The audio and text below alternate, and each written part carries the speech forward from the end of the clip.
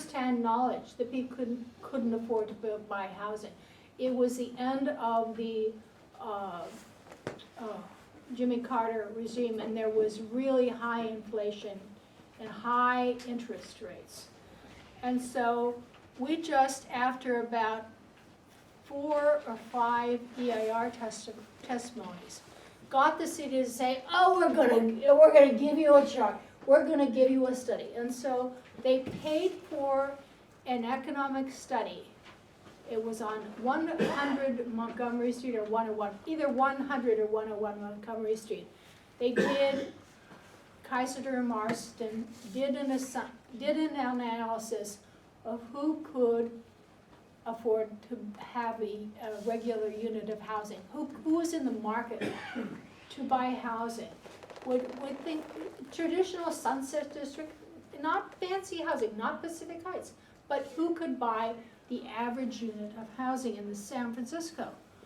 And when the EIR and that study came out, people dropped through the floor because it showed that no one could afford it.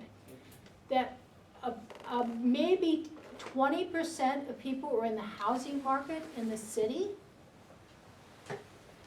for purchasing housing. It was fairly disconcerting.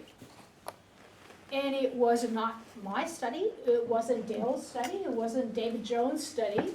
Dave Jones was the head of SRG. It was Kaiser Marston's study for the planning department. They paid for it. It was the city's own consultants. And it was like, holy Toledo. We finally had evidence of the disconnect on how much office space was being developed and people's ability to afford the housing, to stay in the city. And we took it and ran with it.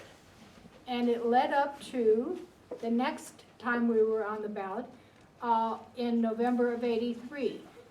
While this was going on, they were kind of pushing through the downtown plan. It was a 6-year process.